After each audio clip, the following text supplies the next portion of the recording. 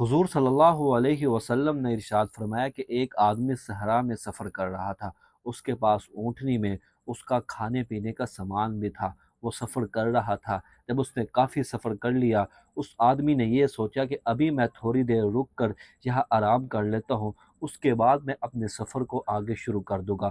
جیسے ہی وہ آرام کے لیے رک گیا، اس نے آرام کیا، آرام کر کے جب وہ اٹھا، اس نے ارد گرد نظر کو دہرایا، لیکن اس کو اس کی اونٹنی کہیں بھی نہیں ملی، اور نہ ہی اس کا جو کھانے پینے کا سامان تھا وہ نہ ملا۔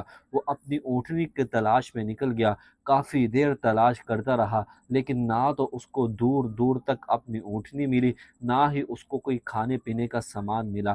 صحرا میں گرمی تھی، بھوک اور پیاس کی شدت کی وجہ سے وہ بہت پریشان ہو گیا۔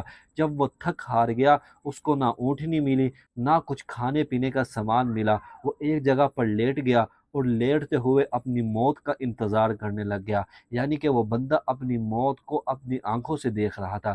اسی حال میں تھا کہ اچانک اس کو دور سے اس کی اونٹنی نظر آ گئی۔ جیسے ہی وہ قریب پہنچا، اس کی اونٹنی کے ساتھ ساتھ اس کا جو کھانے پینے کا سامان تھا وہ بھی موجود تھا۔ وہ دیکھ کر بہت خوش ہوا، اور خوشی کی حالت میں اس نے یہ الفاظ کہے کہ اللہم انت عبدی وانا ربک، اے اللہ تو میرا بندہ ہے، میں تیرا رب ہوں۔ حتیٰ کہ وہ کہنا یہ چاہتا تھا کہ اے اللہ میں تیرا بندہ ہوں، تو میرا رب ہے، لیکن اس کی خوشی کا اندازہ لگایا جا سکتا ہے کہ خوشی سے اس کے الفاظ ہی تبدیل ہو گئے۔